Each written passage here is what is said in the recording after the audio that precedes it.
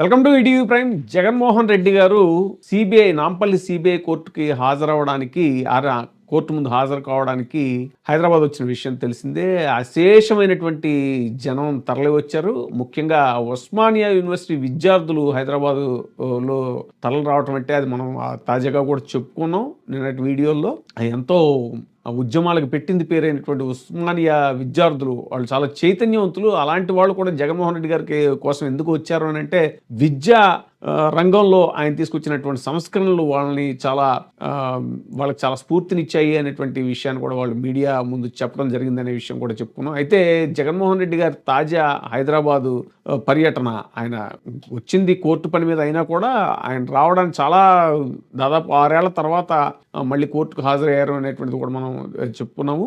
జగన్మోహన్ రెడ్డి గారి కోసం విశేషంగా తరలి వచ్చినటువంటి అభిమాన జన సందోహము, వాళ్ళు బేగంపేట ఎయిర్పోర్ట్ నుంచి ఆయన రిసీవ్ చేసుకుని ఆయన ఆల్మోస్ట్ ఒక ర్యాలీ లాగా నాంపల్లి కోర్టు దాకా వెళ్ళటం మనం చూసాము. ఈ దారి పొడుగునా విశేషంగా అభిమానులు తరలి రావటం అనేటువంటి దాన్ని ఆంధ్రప్రదేశ్లోని ఒక సెక్షన్ మీడియా ఎలా ప్రొజెక్ట్ చేసింది కూడా మనకు తెలుసు. నెగిటివ్గా అక్కడ అభిమానులు రచ్చ చేశారు, వాళ్ళని బల ప్రదర్శన చేశారు, హల్చల్ చేశారు, ఇలాంటి రకరకాల నెగిటివ్ హెడ్డింగ్స్ తోటి అదేదో తెచ్చిపెట్టుకున్న అభిమానులు, వాళ్ళు ఆంధ్రా నుంచి తరలించిన అభిమానులు అని రకరకాలుగా విష ప్రచారం చేయాలని చూసినా కూడా అది చాలా క్లియర్గా అందరూ గమనించారు. ఎందుకు అని అంటే ఇక్కడ ఉన్నటువంటి అధికార కాంగ్రెస్ పార్టీలో ఉన్నటువంటి ప్రధాన నేతకి అక్కడ ఆ సెక్షన్ ఆఫ్ మీడియా కొమ్ము కాస్తుంది అనేటువంటి ప్రచారం కూడా ఒకటి ఉంది. కాబట్టి జగన్మోహన్ రెడ్డి గారి బలాన్ని తక్కువ చేసి చూపించాలి అనేటువంటి ప్రయత్నం ఒకటి జరిగింది అనే చర్చ కూడా జరుగుతుంది ఆ మీడియాలో. ఒక ఊపు వచ్చేసింది హైదరాబాద్లో వైఎస్ఆర్సీపీకి.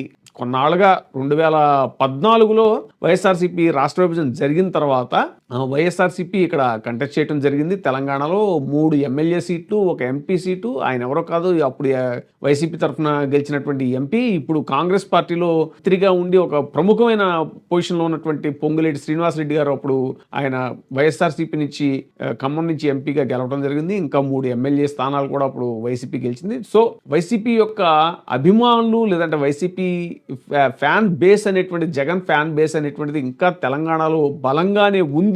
ఒక కొత్త వాదనని నిన్నటి జగన్మోహన్ రెడ్డి గారి పర్యటన తీసుకొచ్చింది. దీంతో ఏంటంటే ఇప్పుడు తెలంగాణలో ఉన్న 2 పార్టీలు కూడా ఈ ఫ్యాన్ బేస్ తమదే అని ఓన్ చేసుకునేటువంటి ప్రయత్నాలు మొదలుపెట్టింది. ఎందుకనంటే ఇప్పుడు సరే ప్రజెంట్ అధికార పార్టీ అయినటువంటి కాంగ్రెస్ కి మరి వైసీపీ మూలాలన్నీ కాంగ్రెస్ నుంచి వచ్చినవి. ఎందుకనంటే మన స్వర్గీయ రాజశేఖర రెడ్డి గారు ఎంత బలంగా తెలంగాణలో ఆయన ముద్ర ఉందన్నటువంటిది మనకు తెలిసిందే.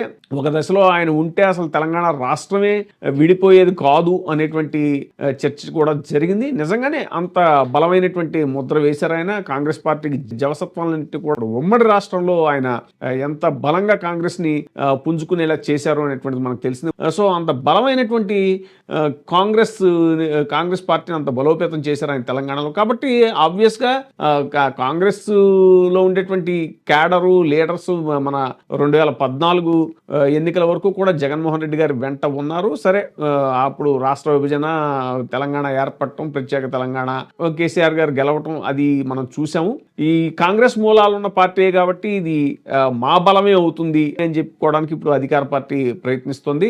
తాజాగా అయితే పొంగులేటి శ్రీనివాసరెడ్డి గారు ఇప్పుడు ప్రజెంట్ కాంగ్రెస్ లో కేబినెట్ మంత్రిగా ఉన్నారు, చాలా ప్రముఖమైన పొజిషన్ లో ఉన్నారు. తాజా జగన్మోహన్ రెడ్డి గారి పర్యటన ఆయన లోటస్ పాండ్కి వచ్చినప్పుడు లోటస్ పాండ్కి ఈ పొంగులేటి శ్రీనివాసరెడ్డి గారు వెళ్ళి కలిశారు అనేటువంటి ఒక ఫోటోని, పాత ఫోటోని ఎప్పుడో పెట్టి ఒక ఫేక్ ప్రచారం చేసే ప్రయత్నం కూడా చేశారు. అంటే దానికి మూలాలు బలంగా ఉన్నాయి కాబట్టి ఆ ప్రచారం నిజం అనుకునేటువంటి పరిస్థితి కూడా ఉంటుంది. కాంగ్రెస్ పరిస్థితి ఎలా ఉంటే బీఆర్ఎస్ కూడా, ఎందుకంటే ఇది తమ బలమే, జగన్మోహన్ రెడ్డి గారు తమ మనిషే అని చెప్పుకునే ప్రయత్నం కూడా చేస్తోంది అనేటువంటిది సమాచారం. ఎందుకు అని అంటే 19 ఎలక్షన్స్ ముందు నుంచి కూడా టీఆర్ఎస్ పార్టీకి, అప్పుడు టీఆర్ఎస్ ఇప్పుడు బీఆర్ఎస్ అయింది, కేసీఆర్ గారికి అలాగే జగన్మోహన్ రెడ్డి గారికి ఉన్నటువంటి మిత్రత్వం కానీ వాళ్ళ మధ్య ఉన్నటువంటి సన్నిహిత సంబంధాలు కానీ ఇవన్నీ మనకు తెలిసినవే. దాన్ని అందరూ కౌంటర్ చేయడానికి తెలుగుదేశం దాన్ని బూచిగా చూపిస్తే చూపించే ప్రయత్నం కూడా చేసింది. అప్పుడు ఆ ప్రస్తావన వచ్చింది కాబట్టి ఆ యాంగిల్లో, ఆ కోణంలో బీఆర్ఎస్ ఇక్కడ జగన్ ఫ్యాన్ బేస్ ఏదైతే ఉందో, వైసీపీ ఫ్యాన్ బేస్ ఏదైతే ఉందో తమకు అనుకూలంగా ఉంటుంది అనేటువంటి వాదనని వాళ్ళు తీసుకొచ్చారు.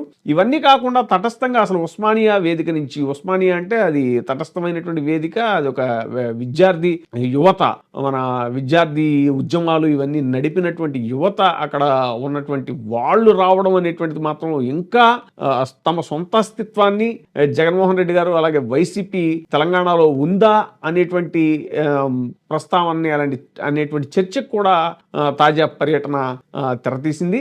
సో ఇవన్నిటి దృష్ట్యా ఆలోచిస్తే ఇంకా ఎక్కడో బలమైన మూలాలు, వైఎస్ఆర్ గారి అడుగులు లేదంటే జగన్మోహన్ రెడ్డి గారి విశ్వసించేటువంటి నాయకత్వాన్ని బలపరిచేటువంటి క్యాడరు ఇంకా తెలంగాణలో ఉందా అనేటువంటి చర్చ అయితే ఇప్పుడు బలంగా జరుగుతుంది. ఈ చర్చ బలపడటానికి మరో కారణం కూడా ఉంది. ఇటీవలే వైఎస్ఆర్ గారి వర్ధంతి జరిగింది. సెప్టెంబర్ 2వ తారీఖు ఆయన వర్ధంతి మనకు తెలుసు.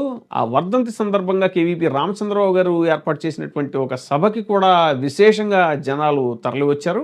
వీటన్నిటి దృష్ట్యా కూడా, ఎందుకంటే మనకు తెలుసు షర్మిల గారు పాదయాత్ర చేసినప్పుడు కూడా ఇక్కడ చాలా పెద్ద సంఖ్యలోనే వైఎస్ఆర్ గారి అభిమానులంతా కూడా ఆవిడ వెంట నడిచినటువంటి సందర్భం ఉంది. సరే, తర్వాత పరిణామాలు రకరకాలుగా మారి ఉండొచ్చు. కానీ ఏదేమైనా సరే రాజశేఖర రెడ్డి గారి బలం ఏదైతే ఉందో, రాజశేఖర రెడ్డి గారి అభిమానులు కావచ్చు, అలాగే ఆ నెక్స్ట్ జనరేషన్ ఫాలో అయినటువంటి మన జగన్మోహన్ రెడ్డి గారి అభిమానులు కావచ్చు, ఆ ఫ్యాన్ బేస్ ఇంకా బలంగా తెలంగాణలో ఉంది అనేటువంటి చర్చ ఇప్పుడు బలంగానే సాగుతుంది. ఇప్పుడే సబ్స్క్రైబ్ చేయండి, లైక్ చేయండి, షేర్ చేయండి.